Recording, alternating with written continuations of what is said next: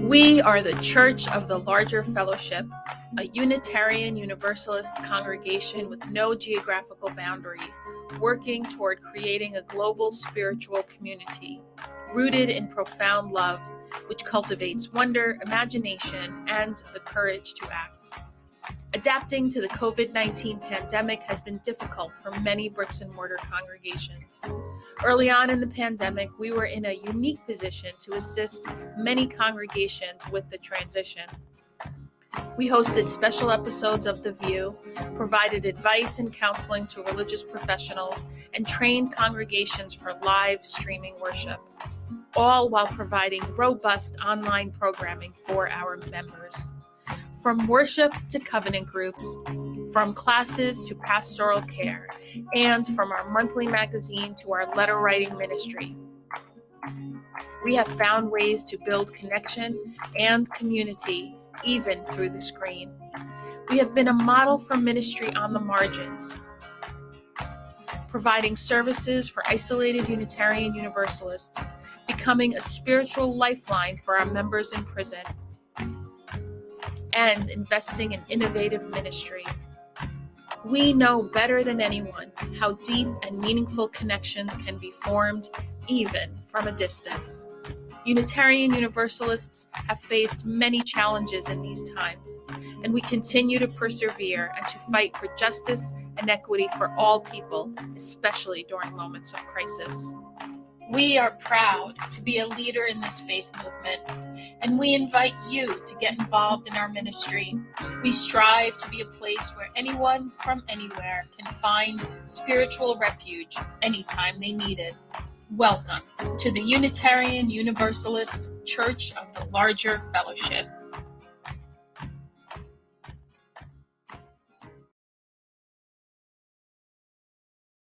We are so excited to bring you an all-new episode of The VUU. The VUU is a weekly Unitarian Universalist talk show discussing important faith-based topics from an anti-racist, anti-oppressive, and multicultural perspective. Every Thursday for the past 7 years, we have welcomed guests from every corner of the world. Our guests are writers, scholars, activists, and religious thought leaders who are shaping Unitarian Universalism and society for the 21st century and beyond. I hope today's show inspires you. Hope it builds your faith. Hope it gives you perspective to see the power of Unitarian Universalism at work in your life. Enjoy the message.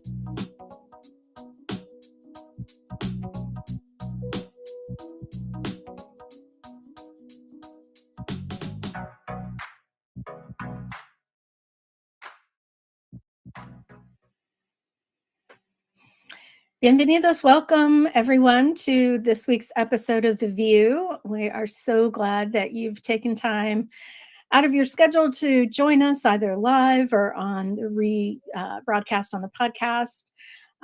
We are really grateful for your presence and to be able to share this space with you. So today we are going to do a host special, which means we don't have a guest. You get the benefit of direct interaction with all of our awesome hosts. And we'll start off, as we always do, with our introductions. I'm Christina Rivera, she, her pronouns. I'm coming to you from beautiful Stanton, Virginia, where it is just absolutely gorgeous, crisp, cool fall/winter day. I'm enjoying it because on Friday, it's going to be 17 degrees, which is just not okay with me. So yeah, that's how I'm doing. Aisha? Hi, I'm Aisha Hauser, she, her pronouns, and I'm in Seattle, Washington. The weather here is pretty predictable all year. In the summer, maybe it gets a little warmer, but it is cool-ish, a little bit gray. It's fine. It isn't bothering me because I didn't come here. I'm doing well. My birthday is Sunday. I'm going to turn 51. Scorpio's in the house. So, Reverend Dr. Michael Tino, how are you? Hello, everyone. This is Michael Tino joining you from beautiful Peekskill, New York, a little bit north of New York City. My pronouns are they and them, and it is good to be with you. It is not a cool, crisp fall day today. It is actually like 65 degrees outside, but it is a beautiful, bright, sunny day, and it will probably also be 17 here later this week, because if it's coming there, it's coming this way. So it's good to be with you. Dawn Fortune, how are you?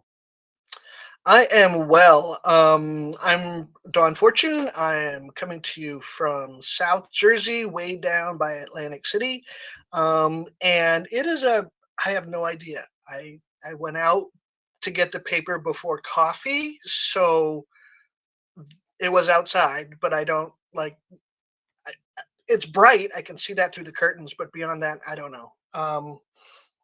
So yeah, they them pronouns, and I'm here, and it's great to be here. And Aisha and I were left unsupervised last week, so apparently somebody thought that probably wouldn't be a good idea again. So now all four of us are here.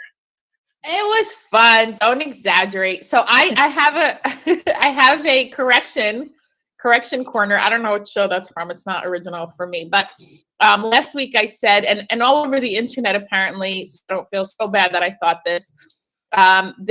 Someone had tweeted out a picture of Kyle Rittenhouse, the one teenager who's on trial for murdering two people in Kenosha, Wisconsin. The picture here to have a woman behind the car that everyone assumed was his mother. Someone said that's his mother. She drove him. Well, according to PolitiFact, there is no evidence that his mother, Wendy Rittenhouse, drove him there. That has been debunked. No charges were filed. She apparently didn't know until after the fact what happened. And he also didn't go. He got the gun from a friend of his stepfather. So I just wanted to correct that according to PolitiFact and other fact-checking sources, and the courts who did not charge her, because that was my wondering, like, why wouldn't she be charged? She wasn't charged because apparently it didn't happen. So I just wanted to put that out there. So Thanks for the correction. The note from the editors. I appreciate that. Anything going on in Unitarian Universalist land that we want to note? GA registration. Oh, how can it be? The extroverts are so happy. Not all of the extroverts are happy. Yeah. Yeah. So if y'all didn't know, GA registration is going live, which means you can register for the first in-person General Assembly in, a couple of years. The last time we all got together was in Spokane. Thank you, Spokane. That's why I was blocking it out. Right? Can you imagine that was the last GA? Oh my goodness, we've been living that GA for 3 years. Dear Lord, have mercy. And for people who have ached for the in-person GA to return, it will be in Portland, Oregon next year. So I have not ached for that myself, but I will be there anyway. I have definitely missed General Assembly. I've missed seeing everyone. I've missed being with you all. I've missed the business of General Assembly. I've missed being in plenary or general sessions or whatever it is you want to call it these days. I've very much appreciated all of the effort that has gone into the past two virtual GAs. Absolutely. And the lessons that we've learned from that about accessibility are so important, particularly the lesson that we learned that we can do things. We just have to be sometimes forced to do them before we're able to recognize that it's just not that big of a deal. Like we can make things more accessible. We just actively choose not to. And so I think that was one of the, at least for me, was one of the largest learnings of the past two virtual GAs. But I do miss being in physical community with folks. And I hope that that's been a lesson that congregations have learned too. I know that the bricks and mortar congregation that I serve here in New York is learning that lesson, that there were things that we could have done to be more accessible. We just didn't think we had to do them. Had to do them. I put that in air quotes.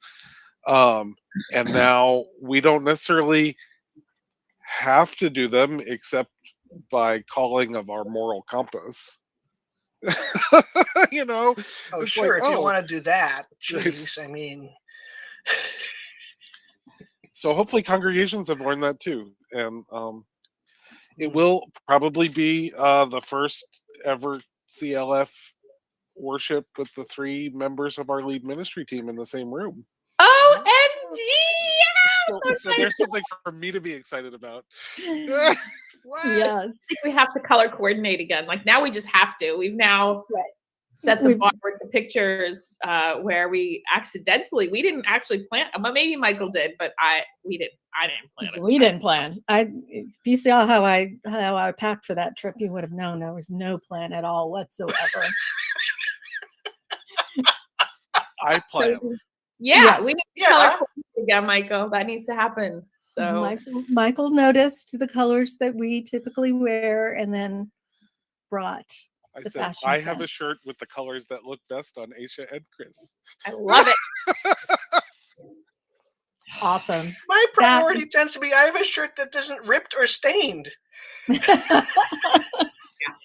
This is At least on the true front. collaborative ministry, people. We all bring our strengths to this, right? That's right. Exactly. So it's good to note that we will be back in community. Before that, there'll be a couple of trial smaller gatherings. The UUMA is having their annual institute in San Diego in January. Loretta Falcon is going to be in person in the spring in Birmingham, Alabama. And Finding Our Way Home, the retreat for religious professional of color, will be in, I believe, still going to be in Long Beach, California in the spring. So we'll definitely have some learnings that hopefully can help inform what a hybrid General Assembly is going to look like as well. Yeah. Anything else? Go ahead. I don't know what I was just thinking about the hybrid model and folks. I mean, this will be I think there was already streaming GA, but maybe this one will be, maybe there was some learnings from folks, but I think they've been doing right for a couple of years before. Yeah. There was parts of it that were,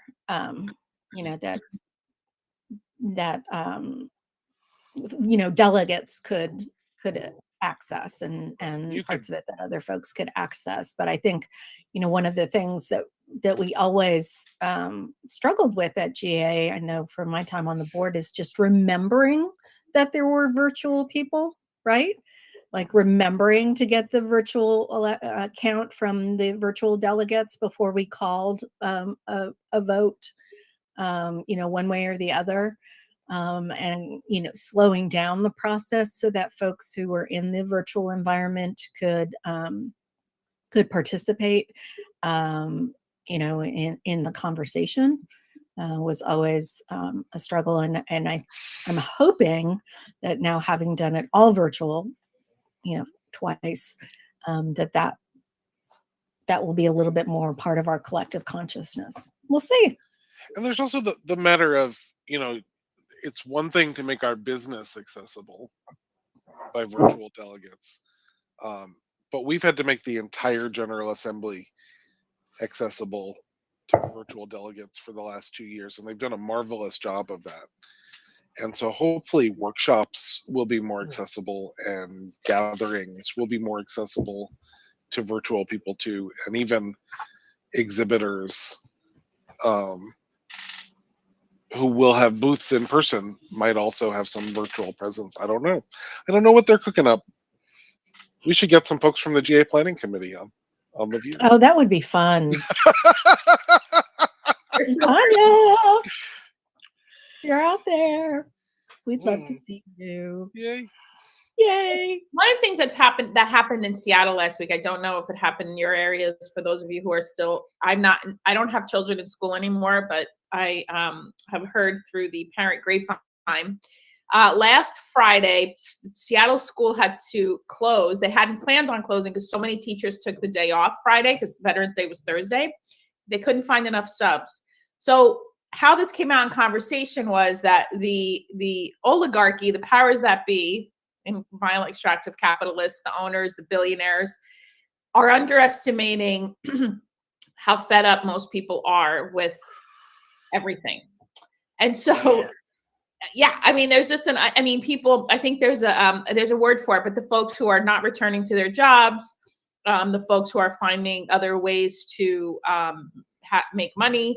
And I think I'm curious how, or, in what ways this will impact Unitarian Universalism and how we will be responsive to really the changing landscape, which we being, some of us who have been really thought leaders in the faith, the four of us included, gone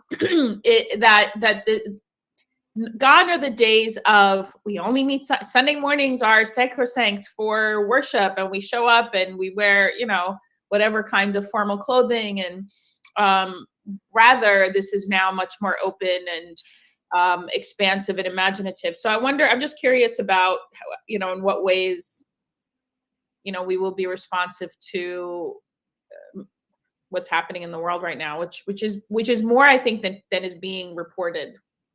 Am I making sense? And what are our obligations as religious institutions to be moral employers? Yeah, I think that's got to be a huge part of the conversation, right, Michael? Because the exodus of religious professionals, and in particular religious professionals of color, over the past year has been significant, and a lot of that exit has been at the behest of budgets and finance committees and boards that would rather keep an endowment than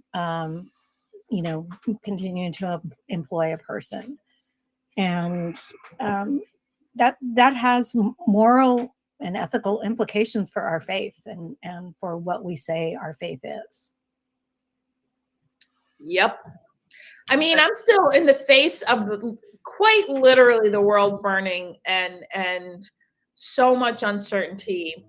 What is all this money hoarding doing? And many congregations have endowments. Some of them, I know Shelter Rock's the big one with Veach, for over 400 million, but some of them have 80, some of them have 3, some of them have 8 million.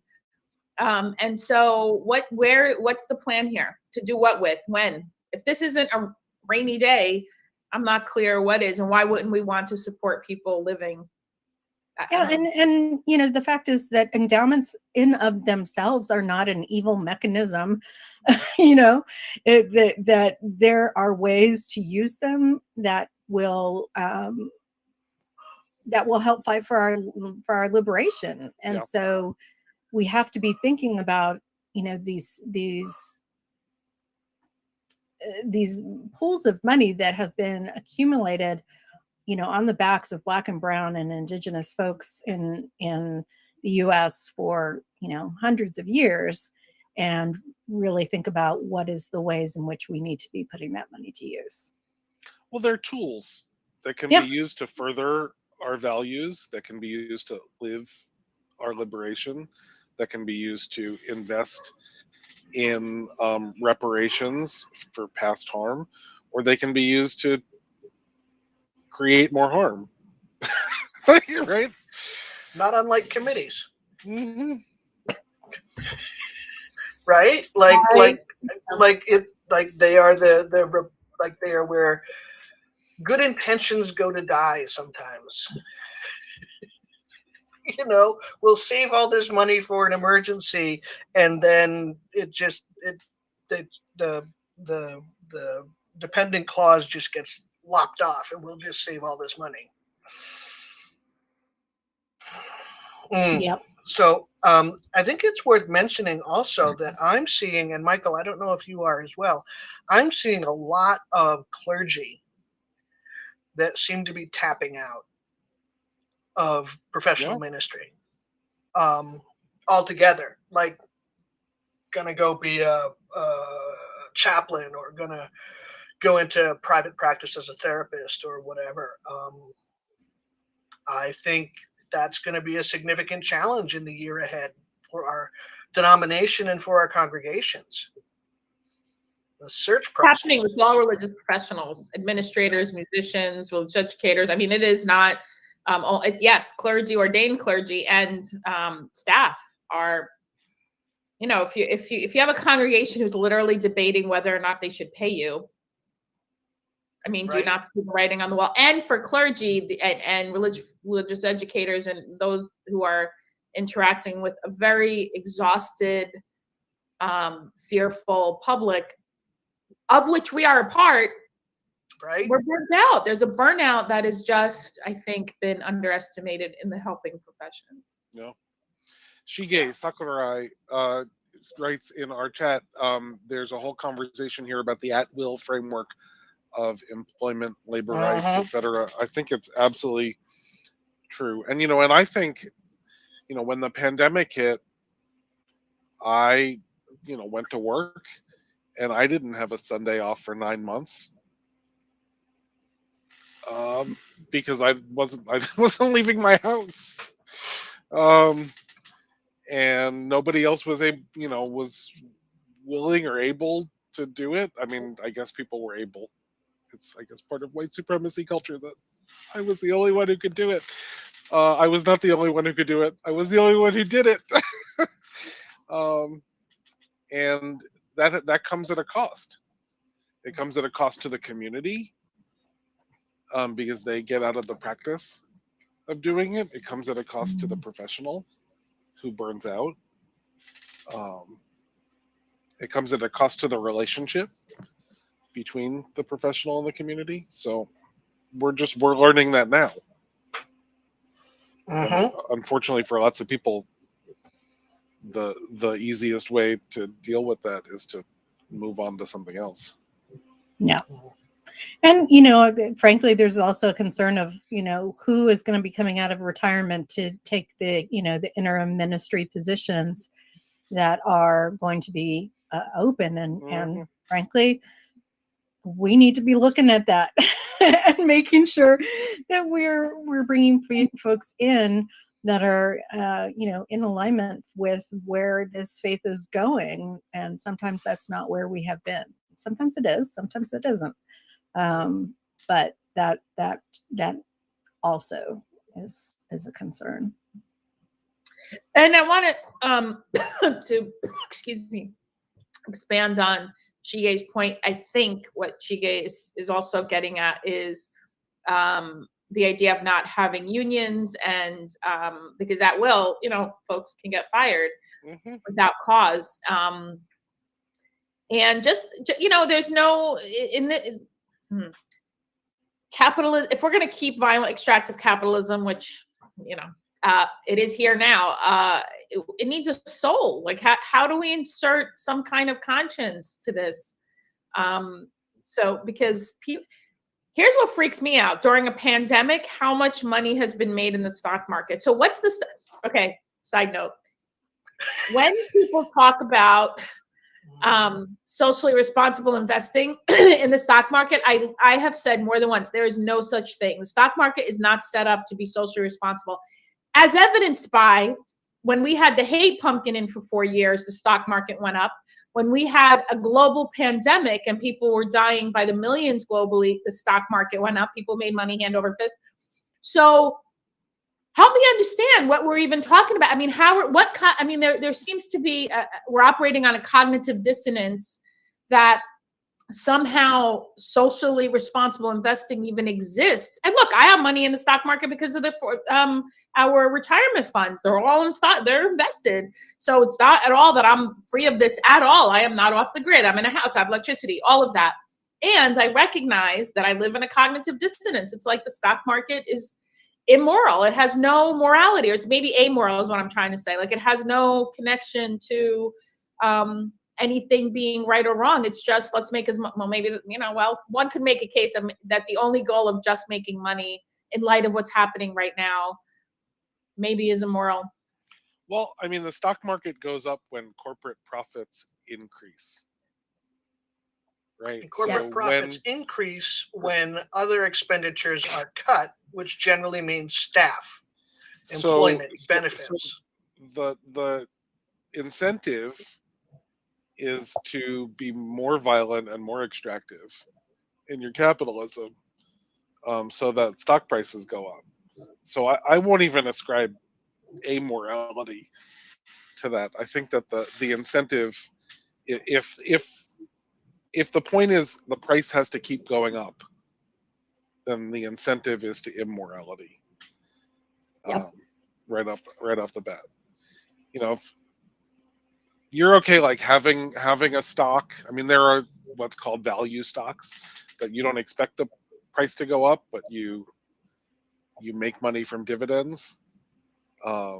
If you're okay with that stock price never going up, then there's a different incentive. And there's for-profit prisons. I mean, one of the things I did make clear to whoever's investing this retirement money, I don't want a penny going to for-profit prisons or guns. I mean, I will. Here's what I'm going to say. Something controversial again. The idea of disinvesting from gas and oil, I understand.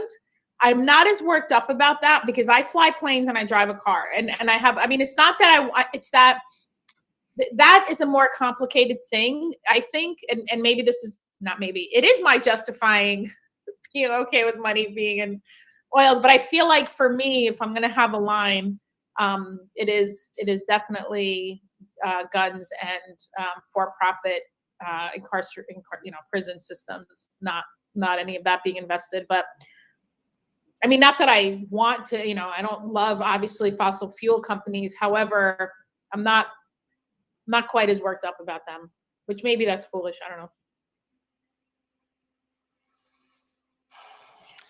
Well, go ahead, Michael. Chris. No, please. Well, I wanted to pivot from where we are in the in the world to one of the topics that we had wanted to cover today, which is that it is the Trans Day of Remembrance. So if some of you all recall, earlier this year, we had Trans Day of Visibility, which was in March and will be recognized again in March of 2022. But we also take this day, Trans Day of Remembrance, to really think about the folks that we have lost, right? Both known and unknown folks that we have lost in the trans community. And one of the things that sits with me about this day is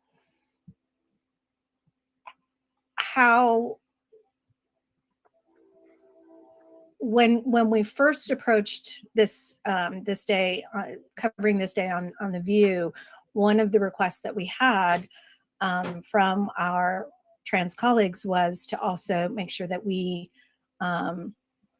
were giving as much time to the Trans Day of Visibility and to trans joy and to the thriving of the trans community, and how important it is to have both of those, in balance, and to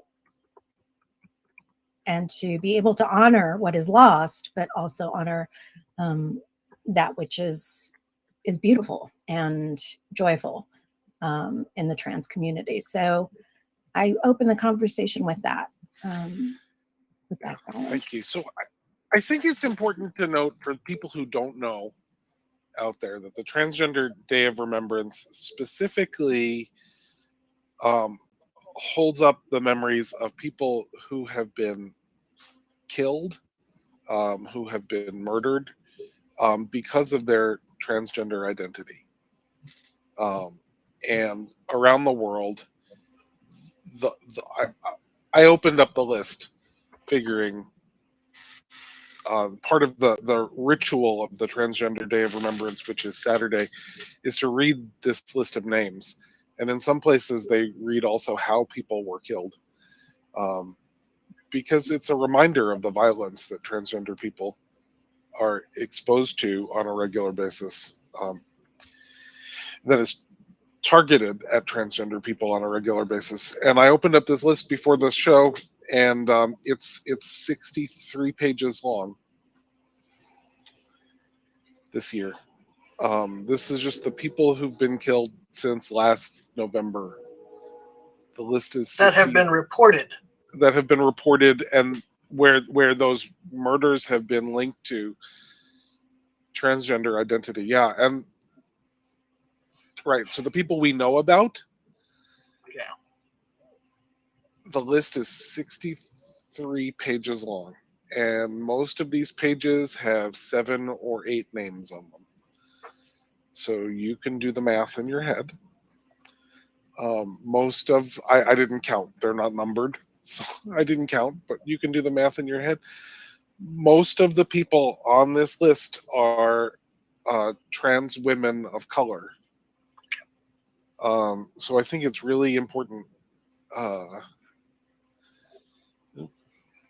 to note that the way intersectionality plays out in our world is that we don't know where transphobia ends and where racism starts. We don't know where transphobia ends and misogyny starts. And transphobia is rooted in misogyny. Yeah. So, so much of this is a complex interplay of racism, transphobia, misogyny, and other forms of oppression. So to look at this list and to note that most of the people here are BIPOC trans women, it's important to know for our community. It's one of the things I've been asked to speak opening prayer words things at an event tomorrow in Atlantic City. And I've been thinking a lot recently about Marsha P. Johnson, who was the Black trans sex worker who was absolutely at the forefront of the Stonewall uprising, and whose name has been largely whitewashed out of many tellings of that story. And I'm aware that 40% of homeless youth are homeless because they've been rejected at home because they're LGBTQ in some way, shape, or form.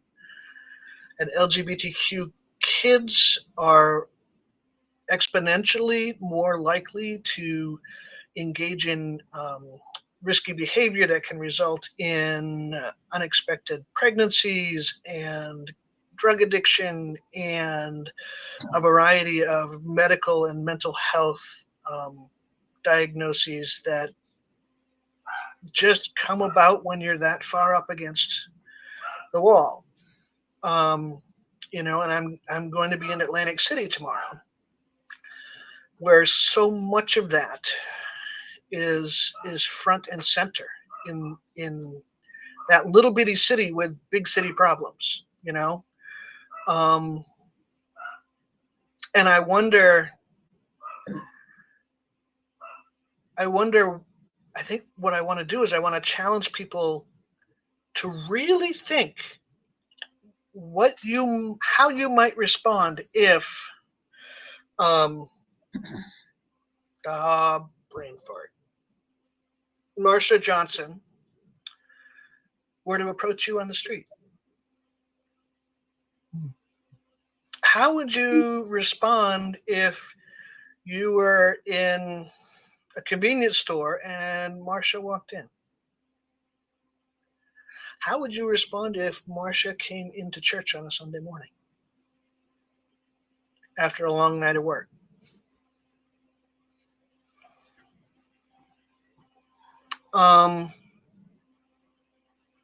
It's 2021, and there's a great deal of comfort in much of the queer community about, there's this sort of sense that we've arrived, right?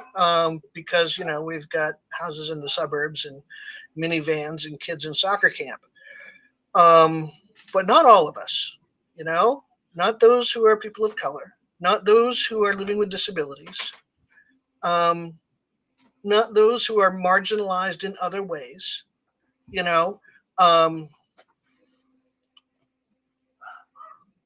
white queer people with a certain degree of passing privilege, or let's just say non-offensive privilege, right?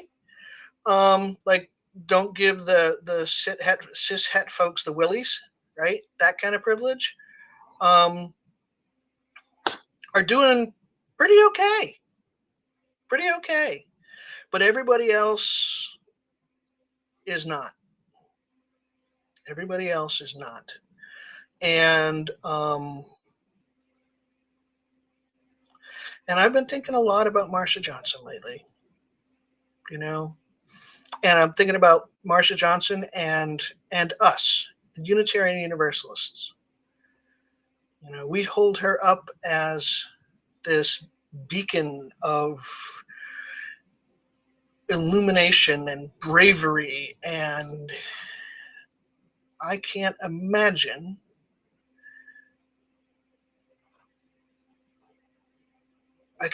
very few of our people embracing her, physically embracing her. Because Black trans sex workers represent a lot of what white supremacist patriarchy really, really rejects. The patriarchy hates trans women because they appear to have given up male privilege, and that is a betrayal. And white supremacy doesn't like people of color because they're different, and especially if they're loud and proud and in your face, they remind you of just how unfair this world is. And sex workers have historically been shamed by everybody except the temple priests way back when.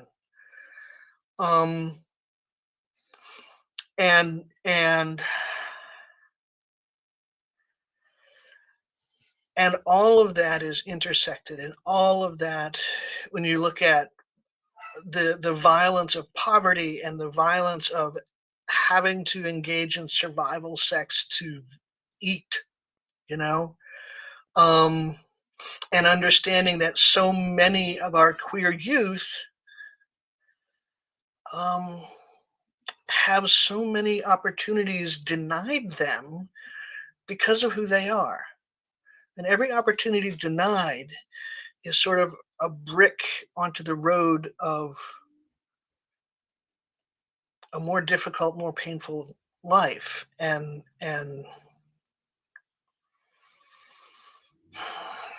would we embrace a Black trans sex worker who's been turning tricks all night, probably smells of cigarette and drugs, and not having bathed more recently than would be good? And like, this is real. This is like, are we as progressive as we like to think we are? Or would we hand her, of little plastic cards to get some groceries and wish her well? Would we invite her to sit next to us in church? Would we invite her to engage with our children in church? Would we encourage her to sing?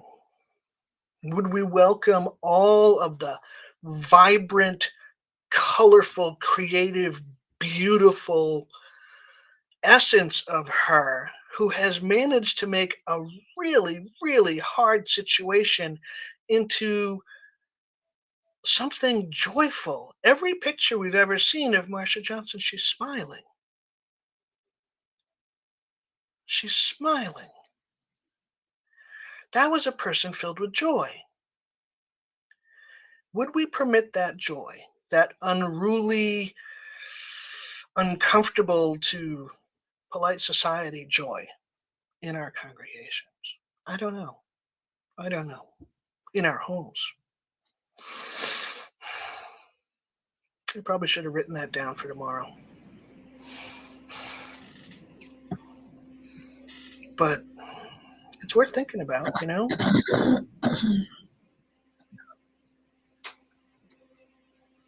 Whew, thank you for that, Dawn. I want to lift up the Black Trans Prayer Book. It is written by two Black trans folks, Jay Mace III and Dane. I want to get Dane's name exactly right. Why am I? Oh, Dane Figueroa Adidi. And it won, excuse me, it won the Lammy Award for transgender nonfiction. And I put the link for Tanner to post in the chat. So please go support that book. There's on the website for the Black Trans Prayer Book. There are also t-shirts you can buy. Transphobia is a sin. Trans people are divine. Trans people exist because our ancestors existed. So there is merchandise and the book you can support and help Black trans people thrive in addition to surviving. So I hope you all go check that out. Thank you. Thank you, Dawn, for preaching that word that we all need to hear. I hope folks can take that word and bring it home into our congregations in a way that helps us bust open the conversations that need to happen, right? The crucial conversations that need to happen that really tie us back to our faith and to our theology about what it means to get everyone free. Right. Well, and we can take a moment here also to recognize that at Church of the Larger Fellowship, the largest growth in our membership recently has been in our incarcerated membership, the incarcerated Unitarian Universalists that we serve, just past the 1,400 mark. And one of the reasons for that growth is because incarcerated people who are LGBTQ are finding us, and a lot of whom are trans incarcerated people, a lot of whom are trans women of color incarcerated in our society, and who are finding Church of the Larger Fellowship because they are desperate for a religious community that accepts them for all of who they are. And we can celebrate that we do our best to be that. And you know, it's not without struggle for those of us who are free world folks.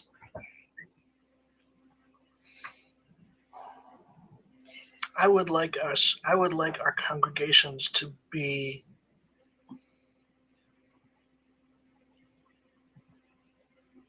what our incarcerated members imagine us to be when they get out and want to come to church.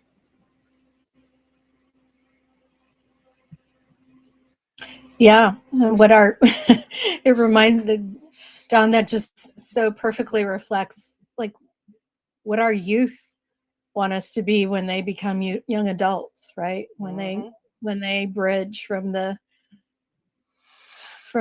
religious education program into this unknown congregation that doesn't reflect the Unitarian Universalism that they grew to know and love.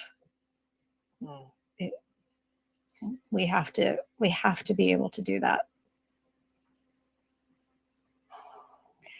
Well, I'm going to invite the spirit of life and love into this space because I think we need it. Or maybe I just need it. And I'm going to do it because I can.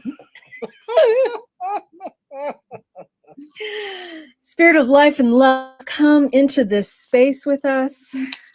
Be with us as we talk about the heavy knowledge of those 60-some pages that Michael talked about of folks this past year. Beautiful souls who were held and not held in violence, held in love, held in all of the things that we wanted for them and for ourselves, and yet our imperfections allowed for that to be taken from us. Hold us as we know that those souls, those beautiful souls cannot be forgotten. We are responsible for each other. We are responsible for remembering those souls, for taking them with us, for celebrating them, and for mourning them. Because it diminishes us all. That loss diminishes us all. The loss of even one diminishes this world. And we need that. We need that love. We need that beauty. We need, we need to recognize that which holds us together and makes us better together. So, spirit of life and love, as we go out into our world this week, help us remember our better selves. Help us remember our privilege that we have to put on the line in order to care for those that are more vulnerable than us. And help us remember the Unitarian Universalism that dares us to be greater, that dares us to love harder, to go into the discomfort that comes with loving those that we do not understand, that loving those that we cannot even imagine, but we know are just as much a part of our lived love and experience in this world. Amen. Blessed be. Ashe. Thank you. Friends, we will not be with you next week, and I think we're going to wrap up a little bit early today. That's right. Yeah. Yes, we will not be with you next week. Next week is a day of mourning for our Indigenous communities. We are in solidarity with however you recognize that Thursday of November. And we absolutely know that together we are going to get through this. And together we need to acknowledge the truth of what that day is and think about the reparations that are necessary for healing. So we will see you not next week, but the following week when it'll actually be December, if you can believe it. I know. So until then, thanks for spending your time with us. We look forward to seeing you. Join us on the CLF worship service on Sunday and rebroadcast on Monday. And until then, and go look out, for be our blessed. CLF Connects calendar coming out. We have a lot of fun in the month of December, friends. We And are. the calendar is coming out soon. You're So not going to want to have some miss fun it. with us. Thanks, everyone. Thanks, Bye. everyone. Bye. Thank you for joining us. Special thanks to those of you who give generously to this ministry. It is because of you that this ministry is possible. You can click the link in the description to give now, or visit CLFUU.org/give for more information. We hope you will join us next week for another episode of The VUU.